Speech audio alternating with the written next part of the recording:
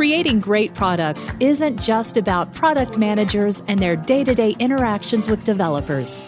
It's about how an organization supports products as a whole, the systems, the processes, and cultures in place that help companies deliver value to their customers.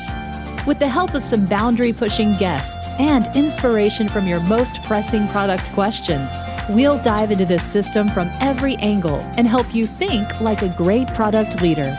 This is the Product Thinking Podcast. Here's your host, Melissa Perri. Hello, and welcome to another episode of the Product Thinking Podcast. Today, I'm joined by Luke Skurman, who is the CEO of Niche. It was formerly called College Prowler, and he has a great story for us on this growth trajectory that they've been on, how he started the company, how they've met some challenges, and how he overcame them. Did you know I have a course for product managers that you could take? It's called Product Institute. Over the past 7 years, I've been working with individuals, teams, and companies to upskill their product chops through my fully online school. We have an ever-growing list of courses to help you work through your current product dilemma. Visit productinstitute.com and learn to think like a great product manager. Use code THINKING to save $200 at checkout on our premier course, Product Management Foundations. Welcome, Luke. Thank you, Melissa. I'm really excited to connect today. So first I have to ask, is it niche or niche? How do you pronounce this word? Because I've never known.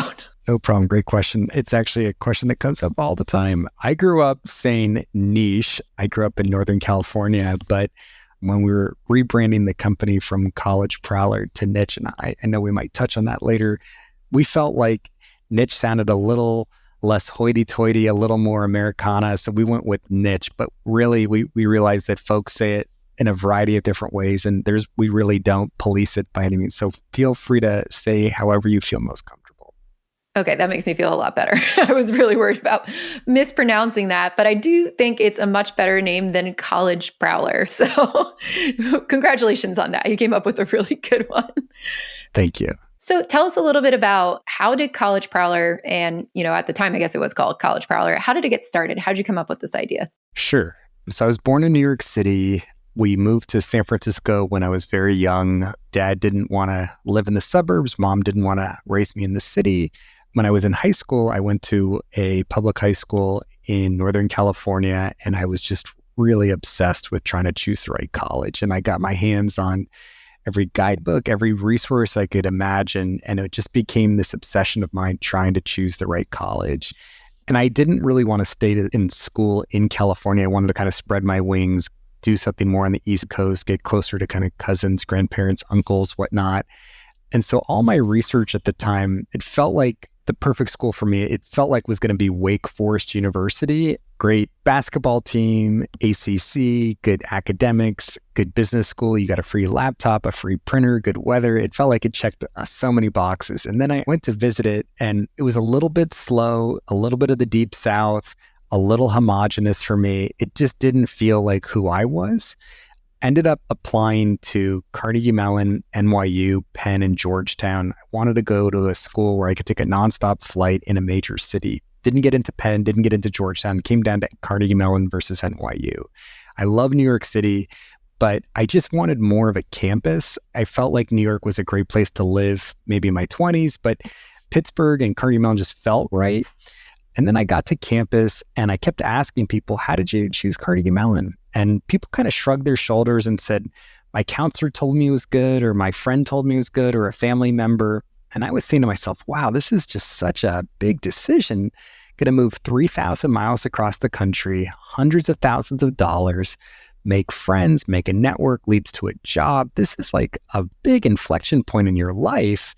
And I felt like people were rolling the dice and it was generally going pretty well, but the whole process felt like it could be improved. And there were a couple things that felt missing from the journey for me. Number one was that I felt the students this is user-generated content, kind of pre-Yelp, pre-TripAdvisor. I didn't feel that they had enough of a voice in the process. And I felt that the existing content was relying too much exclusively on the academics, but I was really curious about Greek life or dorms or the weather or nightlife or the food or all the things that make or break the campus experience. I was very confident in visiting a lot of colleges that you could get a great education at many institutions, but where were you going to really fit in and thrive? And that was the harder thing to ascertain. So out of that, what made you go, hey, I'm actually going to build something for this, right? Like that's a pretty big leap. So when I was a sophomore in college, so this is the year 2000, like it was the .com. I mean, it was so exciting. I mean, you would read about it and it was just wild. It felt like a gold rush going on. And I kind of wrote down in a journal a bunch of ideas. And I felt like this idea of modernizing how people choose the right college really resonated with me. My friends thought it was cool. And then the fall semester of my junior year, I enrolled in an entrepreneurship class.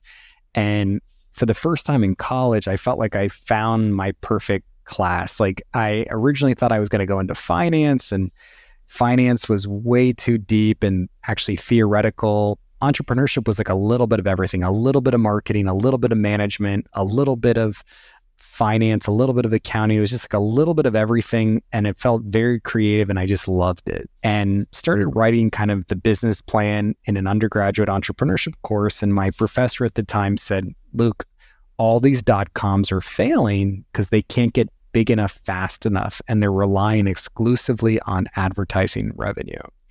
So I might have listened too intently, but I said, that's not going to be us. We're going to generate real revenue and we're going to self-publish physical books. So one on Carnegie Mellon, one on Harvard, one on UCLA, literally like a Cliff's Notes guide to each individual college.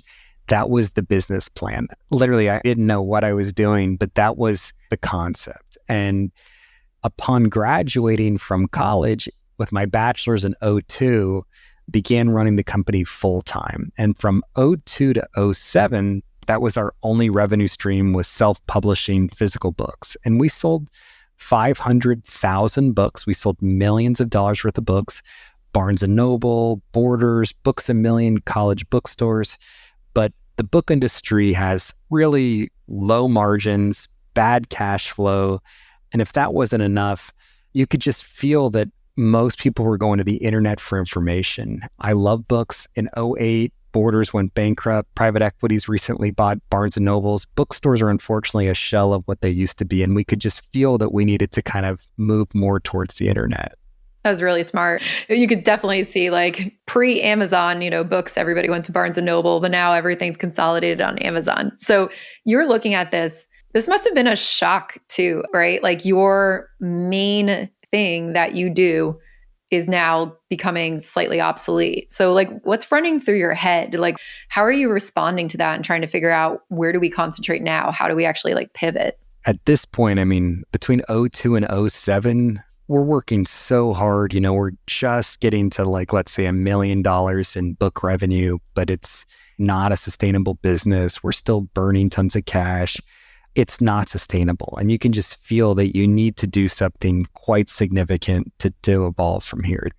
Then the next move was we have this kind of depository of incredible content. Let's start charging for access to this great content, kind of like a Consumer Reports for colleges. And we said to ourselves, again, you're going to spend hundreds of thousands of dollars. You're going to gladly spend money to subscribe. And it was modestly successful. I would call it a single at best. It generated maybe a couple $100,000 of subscription revenue. But most Americans, I believe, do prefer an advertising supported model versus a paid model. You can see now 10, 15 years after that, Disney Plus and Netflix and Wall Street Journal and New York Times, there's some models that are working. But by and large, a subscription model is not an easy endeavor to pull off. That's really interesting because, as you were saying, I would have thought that if you're investing so much money in things like SAT prep and like preparing for colleges, you would gladly pay a couple bucks per month for a year or so to be able to see what these colleges are about. But did you go out there and talk to them and find out like why people were so adverse to that? I think that it's not as big of a market, first of all, as people might think it is. There's about 2.5 million high school seniors go to college every year. And then You have to attract those folks. Not all of the students have a credit card. They have to go talk to mom and dad. They have to come back. It was just harder than you thought. And we tried monthly models and yearly subscriptions, but pulling off a subscription model, that was not going to be the big ticket winner either. So you went from books and then you tried subscription model. What was next? So what was next was essentially the original idea, which was making the website free and then monetizing that really through 3 revenue streams: connecting students to colleges, working with financial institutions, checking accounts, credit cards, loans, and then doing some work with the military for Army ROTC and Navy ROTC. So 2010 was our first full year as a free site. And we got about 2% of all college-bound high school seniors to create an account. So again, 2.5 million, 2%, roughly, we got 50,000 free signups in 2010. By 2012, we had about 25% market share of college-bound high school seniors creating an annual account on Niche every year. And then at this point in time, we decided to essentially outsource sales to a channel partner who was already selling into colleges and whatnot. And we said, hey, we'll focus on product and engineering. You can be our sales arm. We'll split the revenue 50-50. And it felt like our main job then was just to build the best user experience, get as much traffic as possible, and they would help us monetize it. And for the first couple of years, that proved relatively successful, but we weren't really getting the feedback loop, wasn't closing back from what the colleges liked or what they didn't like. When we didn't have product engineering and sales all under the same roof, we weren't able to iterate and understand the market quickly and fast enough. While we were kind of on a somewhat of a good glide path with the channel partner, that's when we did decide to rebrand the company from College Prowler to Niche. And part of that was also, we wanted to expand our addressable market. We were proud of the product we built. We had college rankings and user-generated content and data and outcomes, but we felt like, oh God, we're only in a market where there's 2.5 million high school seniors every year. What else can we do? And so in 2013, we rebranded the company from College Prowler to Niche. Our favorite definition of niche out of the dictionary, out of Merriam-Webster, is a place, employment, status, or activity for which a person or thing is best fitted. So we were really happy to get that. We felt like niche really embodied exactly what we were trying to do.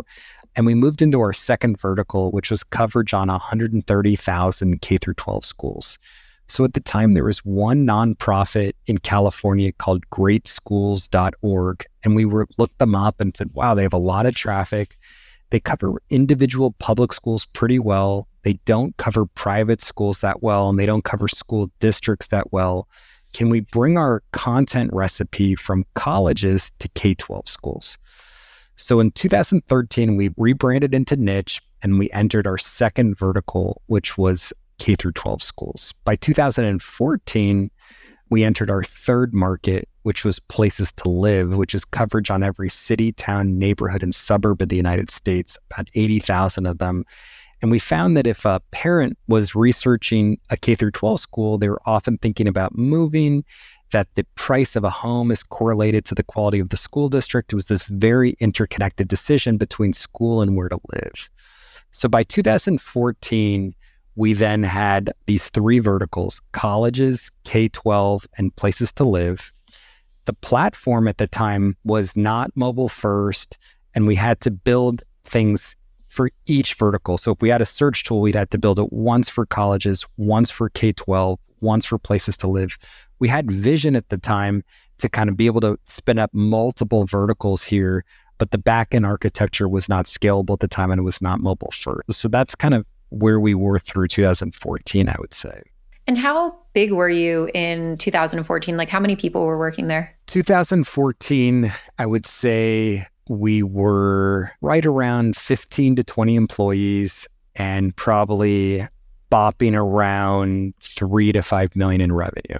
Cool. That's a nice way for us to wrap around our heads of where you were at. So you've got these 3 things going on. We're now at 2014. Which ones are working? What are you observing in the market and how you're leaning? Is everything like gravy, or were you experiencing any trouble? we were very bullish about what we were doing. So at this point in time, we went out and met with some of the best venture capitalists in the United States, partners at the best firms on the East Coast, on the West Coast, got great meetings, and said, we want to build this platform for kind of life's big decisions, from college to high school to where to live, where to work. It could be multiple things. We felt we had traction. We felt like we had a recipe for spinning up more content. We felt like it was really, the vision was becoming very clear to us. And every single VC in the country rejected us. They all said very similar things, which were, you've now been doing this for 12 years. Half of your revenues are tied up in this channel partner. Your revenues are not growing that fast. You're based in Pittsburgh. We can't invest in this business. We like your traffic. We like your user-generated content. We like your data, but this is unfortunately not an investable business. It was very tough and frustrating feedback to receive, but we really felt like we weren't going to be denied, and we felt like we did want to raise some money. And part of what we wanted to do was build out the vision further, and we did want to build out our own sales force in order to vertically integrate sales, product, and engineering, and then finish out building kind of this platform to make it more mobile first and to be able to make all these things more scalable. Okay, so at this time, you've got these channel partners. And for people who maybe don't really wrap their head around what that means, they're doing most of your sales, right? Like, what kind of people were channel partners? So in this example, the channel partner they're famous for being textbook rentals and for different services for selling to students. But the company is called Chegg. They're still around today. They're publicly held. They have their own sales force. At the time, they were selling into higher ed, right into the admissions office and whatnot. And so we felt like, wow, this is this publicly held company. It has all this prestige. They're doing all this advertising. They're very sophisticated. They can represent us, and they can help us kind of get into these colleges on our behalf. And then we split the revenues 50-50, and we really didn't have to have a sales arm. So everything they would send us was basically a very efficient revenue, but we were at their mercy, really. So that's kind of what made the venture capitalists scared. They were like, all of your revenue is really coming from these people, and they have more control over what's coming in than you do. Yeah, and Chegg was selling other products and their own services and representing other things. I mean, we were just one of different things in their basket. And you always want to be in control of your sales, and I think that was just strategically something that we had a weakness on. So now you're thinking about, let's build our own sales force so that we can own the sales as well. How was that going to make the strategy different for what you were doing? So if we had our own sales force, we would probably have to end the channel relationship because it would be competing and conflicting with what Chegg was doing. So we knew that if we raised some capital, we were likely going to go back for a period of time to replace that Chegg revenue. And we needed enough time to kind of buy ourselves that time to be able to hire out and figure out our own go-to-market motion and with our own sales force. And then put the gas a little bit on product and engineering as well. Got it. Cool. So now you're at this inflection point. You can't raise money. Can you still build? Like, what do you do at this point? We're at a difficult moment. And what we decided to do, which is a pretty untraditional route, is we created what's called a PPM, a private placement memorandum. And it's this giant 100-page prospectus. And you go to individual investors as opposed to funds, and you tell them these are to accredited investors that have a certain net worth, and say, are you willing to invest in our company at these terms? So instead of begging the VC for a term sheet, you're going to the dentist, the lawyer, the accountant, and saying, here's all the risk factors, here's our financials, are you willing to invest money at these terms? And so between late 2015 to early 17, go on this like 18-month, very arduous journey to go raise enough money to stomach the ability to go backwards in time from the channel partner. But we do end up raising successfully $4.6 million.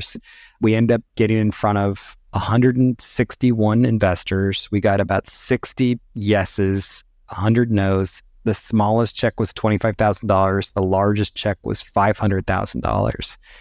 And it was a total grind. I mean, flying all over the country to raise this money. And by March of 17, we had raised the $4.6 million. We had started building out our own sales force. We had ended the relationship with the channel partner, and we'd really modernized the platform to make it mobile friendly and to be able to spin up new verticals more easily. So we felt like we were in a good position at that point to kind of control our own destiny at that point and go fast. So you're now at this phase where you could start building, you want to expand into different verticals. What'd you do next? I would say the first thing we really did was get the sales motion right by hiring our own account executives and trying to sell kind of an initial product to colleges and to K-12 schools. So we had this incredible audience. We have all this content. We have parents and students who are very engaged, who are researching schools. And it was a product that was, let's say, similar to Glassdoor or Yelp, where they could basically get an upgraded premium profile on their school. So we had every school, whether or not you were a partner or not, but if you became a premium client, you got some extra bells and whistles. We could drive you even more high intent traffic. And so what ends up happening in 17 is that much faster than we anticipated, we almost replaced all of the channel partner revenue by the end of 17, much quicker and faster than we imagined. And then we had more capital than we had raised than we thought we didn't think we'd have as much in the bank as we would still have at that point. So at that moment in time, we really switched from a survival mindset. I would say we were surviving. This has been from 2005 to 2017. I mean, those 12 years, we were very good at surviving, figuring out how to just keep going. But it felt like we were on a treadmill, a little bit of a rat race. We finally kind of switched from a survival mindset to a growth mindset. And we can think a little bit further ahead. We know we can make some investments in the business. We can hire some right people. We have kind of our head above water. It's a massive change in the business to be able to really have that ability to invest as opposed to just survive. It's such a different place to be. When you did survive really well for 12 years, what do you think was the secret for that, to make sure that every little bump in the road just wasn't going to collapse? It's just working really hard, keeping the employees really engaged. We had a great group of people. And I think at the end of the day, people believed in our mission. They really felt like we had this incredible content. We were really helping people with these really important decisions like choosing a school, choosing a college, choosing where to live. It galvanized us to keep marching forward. We really felt like we needed to figure this out. We hadn't gotten the business model right, but we knew we had a product that users really cherished and loved, though. We really believed that, though. So when you're looking now at going into this growth phase, what's the company looking at now? How many people do you have? What were we talking about in scale of revenue compared to before? Sure. So at the end of 17, we had, let's say, about $1 million in ARR, in annual recurring revenue. And today we're about 330 employees today. And we are comfortably in the tens of millions of dollars of ARR today. Business has, we raised a Series C financing at the end of 19. Assuming we finish off 23 as expected, we will have probably increased headcount by 3x in those 4 years, and we will have probably 8x the ARR as well in those 4 years. Wow. So much bigger than it used to be. And definitely in the less time than it took to get to the first 12 years. Are you eager to dive into the world of angel investing? I was too, but I wasn't sure how to get started. I knew I could evaluate the early stage companies from a product standpoint, but I didn't know much about the financial side. This is why I joined Hustle Fund's Angel Squad. They don't just bring you opportunities to invest in early stage companies, they provide an entire education on how professional investors think about which companies to fund. Product leaders make fantastic angel investors, and if you're interested in joining me at Angel Squad, you can learn more at hustlefund.vc/MP. Find the link in our show notes. Now you're in this growth phase. You've got your platform. You can hire more people. You're trying to figure out how to invest. It must be hard to switch from how do we not overbuild and how do we hire people and part with some of this revenue and find out what's out there? How do you approach that? How do you figure out where to invest? I mean, the growth, from 17 really till today, I would say the growth rate has been phenomenal. I mean, it's just been incredible. But what we've realized, I would say over the last 6 years, is that you can't do everything. You have to prioritize and you have to really figure out where you're going to get the best bang for the buck, where you can really move the needle. And in the beginning of the business, when you're in maybe single digit millions of dollars, you don't have to be quite as precise. But at our stage company, when you want a healthy growth rate and the numbers and the scale is this big, you have to be much more deliberate. Otherwise, you just won't achieve the plan. You have to be much more thoughtful in your planning and the different initiatives to continue to kind of get the growth rates that you're expecting and then you're trying to drive towards. So when you're figuring out what types of things to drive for or like measure how you're doing, what types of things do you look at as a CEO? So by and large, I mean, there's something that I think there was like a famous thing that came out. I think it was called triple, double, double, double, where if you triple your ARR 2 times, so let's say 1 million to 3 million, then 3 million to 9 million, and then you double it to 18 to 36 to 72. A lot of investors are trying to get to $100 million in ARR in about somewhere between 5 or 7 years. And once we finally got kind of product market fit, we had the business model, we got to that first million in ARR in 17, the competitive nature in me was saying, can we be on that journey? I would say we were right there, maybe a touch short of that, but really damn close to that. But as the numbers get bigger, there's something that I have found that is really important to take a look at, which is called your growth rate decay, where the numbers, they're getting bigger. And the beauty of subscription SaaS type revenue is that by and large, it renews, you get some net retention, and everything can start to compound and the business feels quite healthy and it's exciting.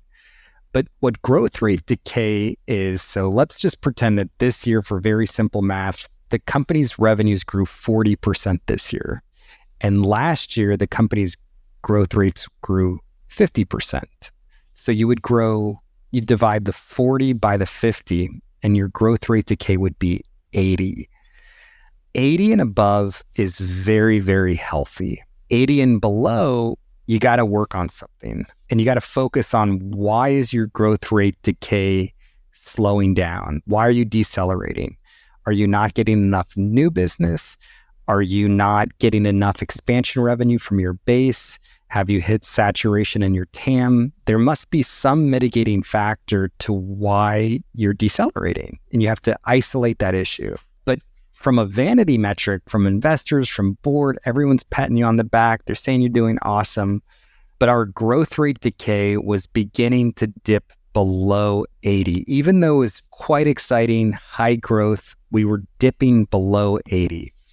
And there were 2 central issues that I'd say that we were focused most acutely on. Number one was we seemed to have hit some sort of a plateau of how much brand new logo ARR we could generate each year. Somewhat of a finite market. There's only so many colleges, so many K-12 schools in the country. But there was only so much we could get at that contract value. And then the expansion revenue, we had higher than 100% net retention. We were getting more than what was up for renewal each year, but not materially more. So it really I felt like we're in this big TAM though, even though there's only 2,000 colleges in the country.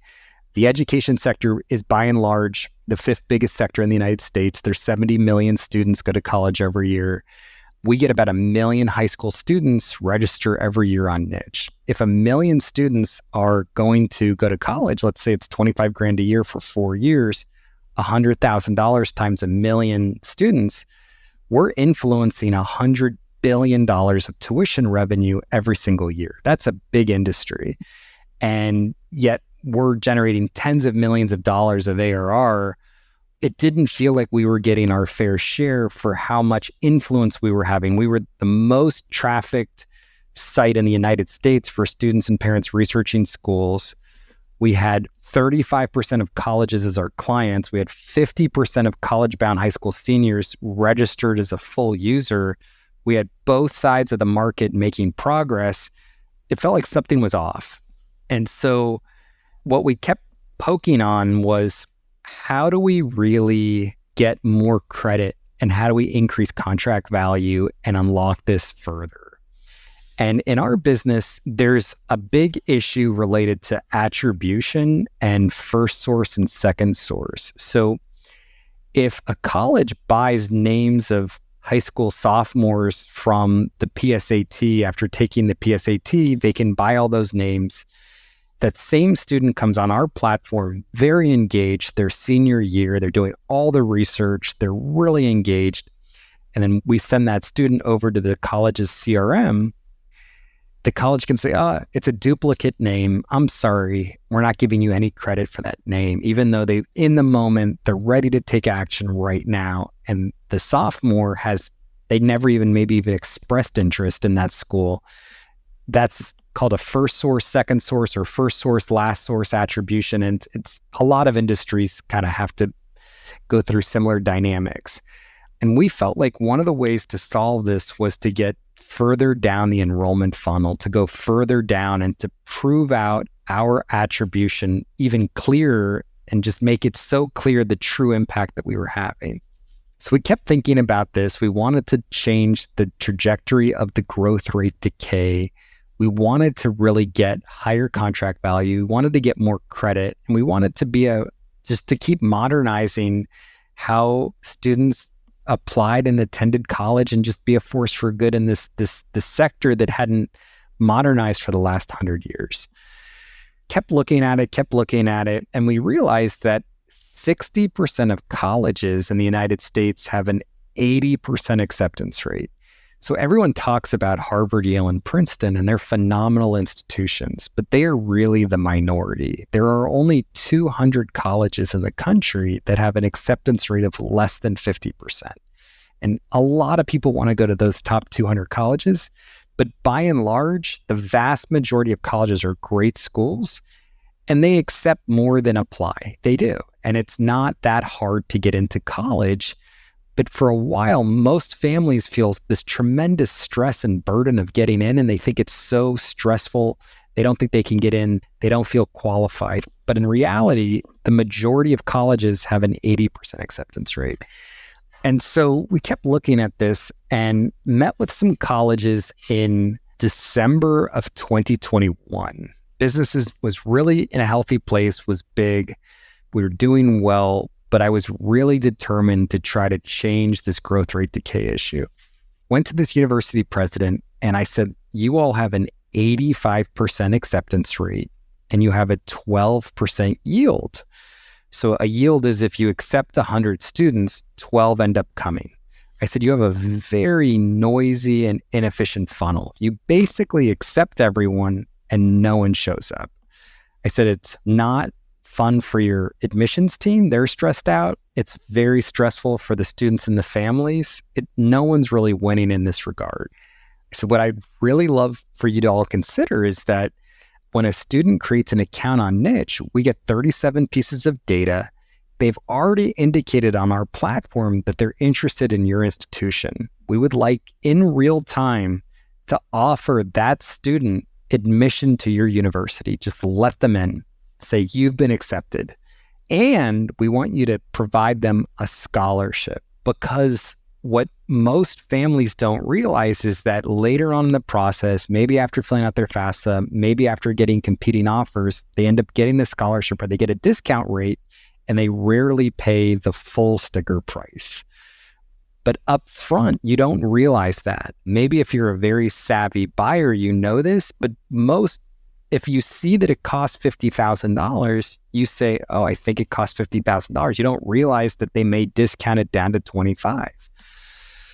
So we argued, let them in right on the Niche platform and provide them with the scholarship. And the president's looking at me and he says, they're going to take no action, just let them in and give them the scholarship. I said, that's exactly what we want you to do. So we got 2 colleges to participate in an unpaid pilot in very late in the spring of 22. One launched in February and one launched in April. Even for colleges that have a high acceptance rate that are regional colleges, February and April are very late in the process. Even students that are staying close to home, that have going to less selective school, they may have already made up their mind in February or April.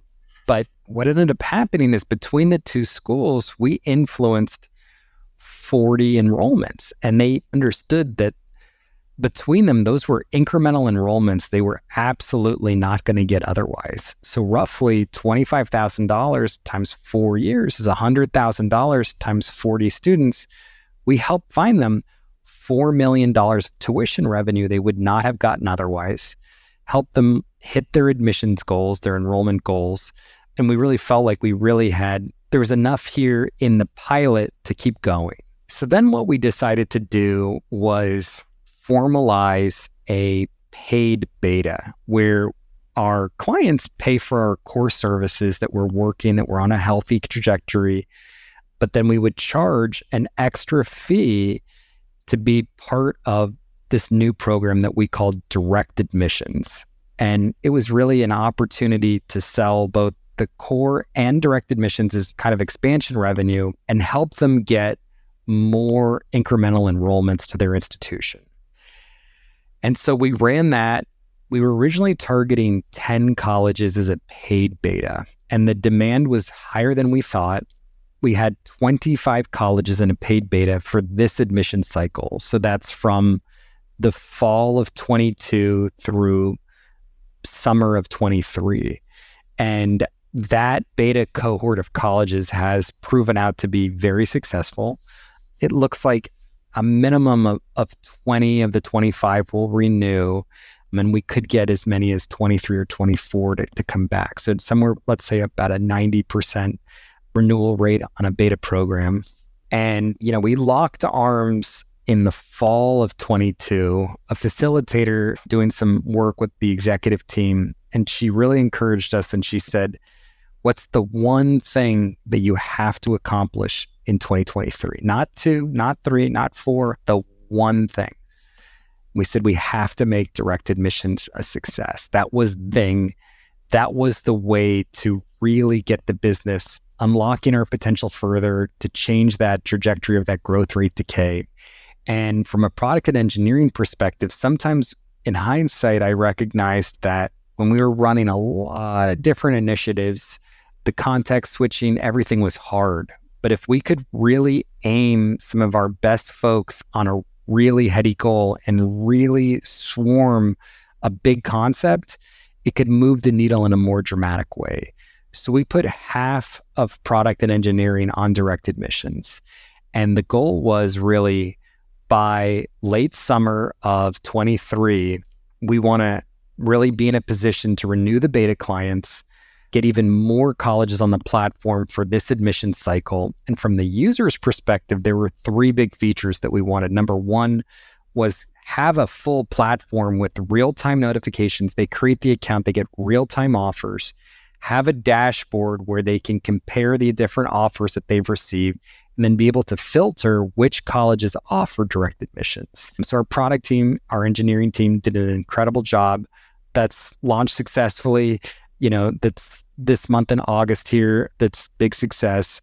And we're on track to have 100 colleges in direct admissions by the end of this calendar year right now. Wow, that's amazing. That's a great story of starting with a hypothesis too and testing it all the way through. So when you were doing the 2 tests with the first 2 schools and then you went into beta testing, it sounded like you didn't build out everything, right? Because you now have to add these features. How did you figure out how to scope it and how did you run that experiment rather than like charging all the way through? And you could have built out the whole platform. Like, why start small? The 2 pilots, they were very manual, very laborious. We just said, let's throw headcount at it. We just have to make this work.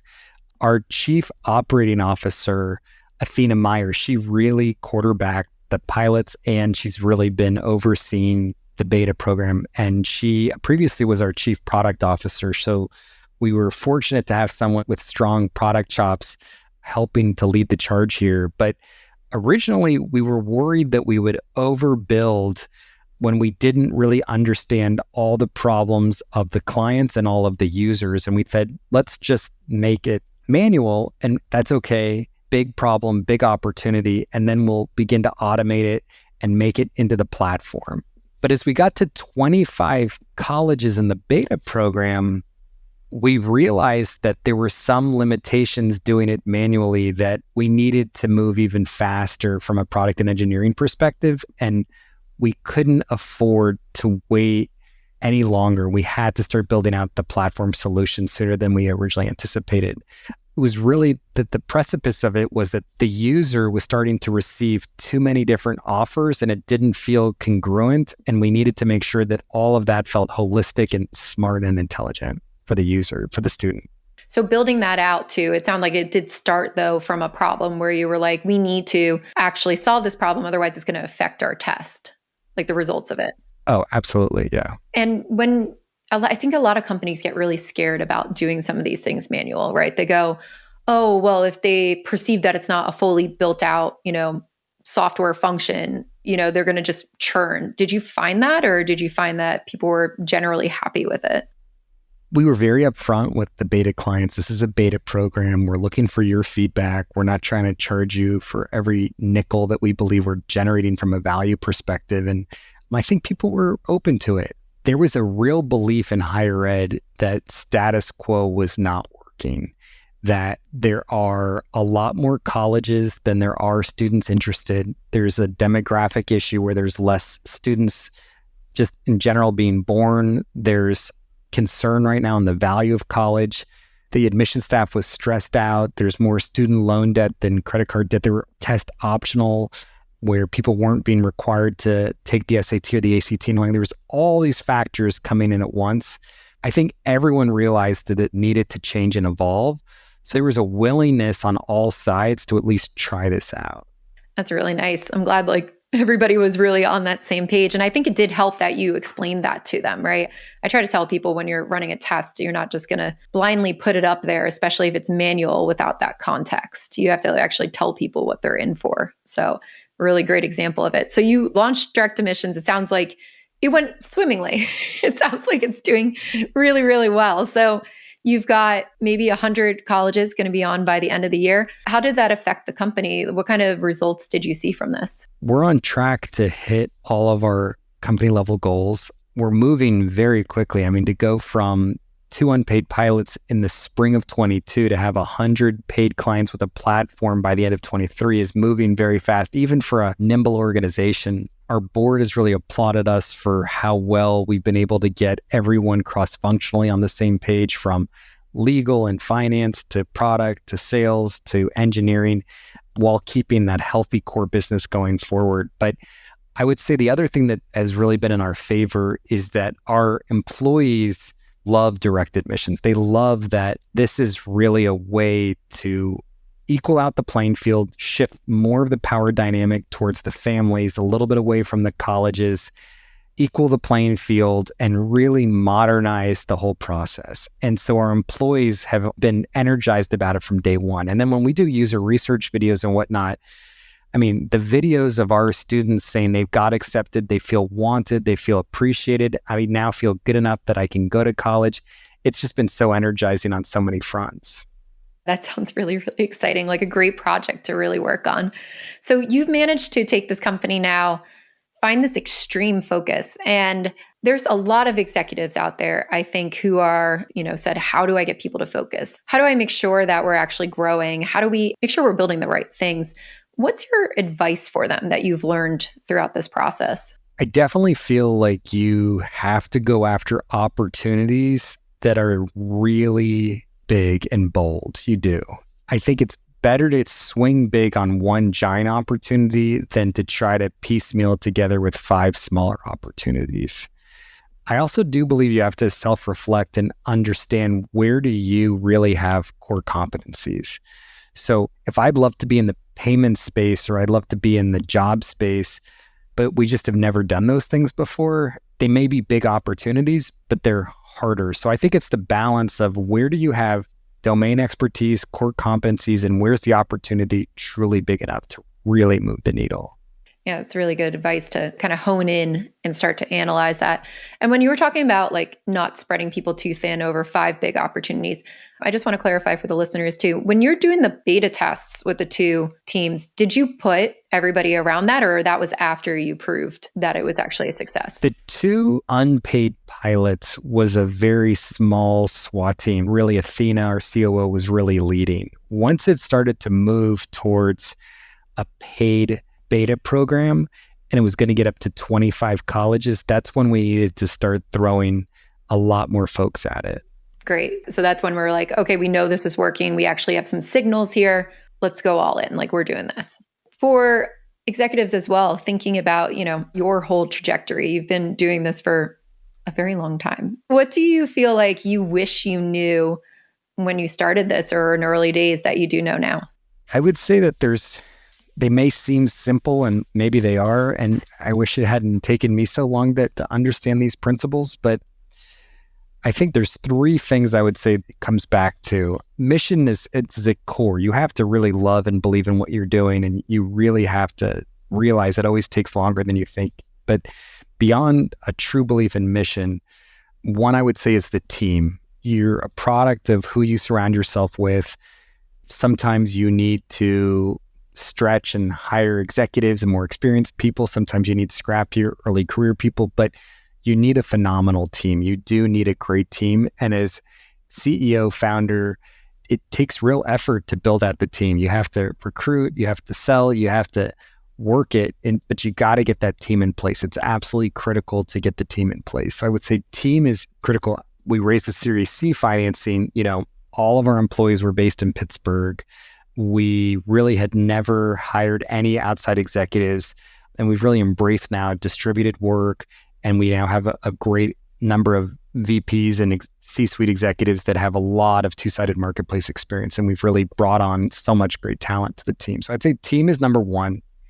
Number 2 is really honing in on your strategy. Where are you really going to win? Where are you going next year? Where are you going in the next 3 to 5 years? Where are you playing? And really being able to articulate it in a way that's clear enough for your board, for your executives, for the whole company, that everyone really gets it. And you have to say it over and over and over and over again. You do. But you have to understand and be clear and deliberate and explicit with your strategy. And then number 3, I know there's product-led orgs and there's sales-led orgs. And I really do deep down believe we are a product-led org. But when you have investors and you have boards and you're working on creating enterprise value, you're, for better or for worse, you're usually being measured by your revenues, your growth rate, your profitability, and you're kind of on that stream, and you have to stay on that stream. And so you have to be really tight on your GTM, your go-to-market strategy, how you're selling, how you're renewing, how you're expanding, how you're coming out with new products. You have to be super tight with your GTM. You do. So I would say GTM, overall business strategy, which leads to product strategy, and then your team. Those are the 3 things that I really think it comes down to. Well, I think that's great advice for everybody listening out here. Thank you so much, Luke, for being on the podcast today. If people want to learn more about you, where can they find you? Can email me, luke@niche.com. Always happy to get an email from folks. And probably of all the social channels, the one I'm probably the most active on is LinkedIn, which is just, I guess my handle is /Skurman, my last name, Skurman. But you can just look me up, Luke Skurman. Great. And we'll put those links in our show notes as well. Well, thank you so much for listening to the Product Thinking Podcast. We'll be back next week with another Dear Melissa on Wednesday. So make sure that you send me any of your questions that you have about product management or anything. So we will see you next time. Thank you, Melissa. Really appreciate it.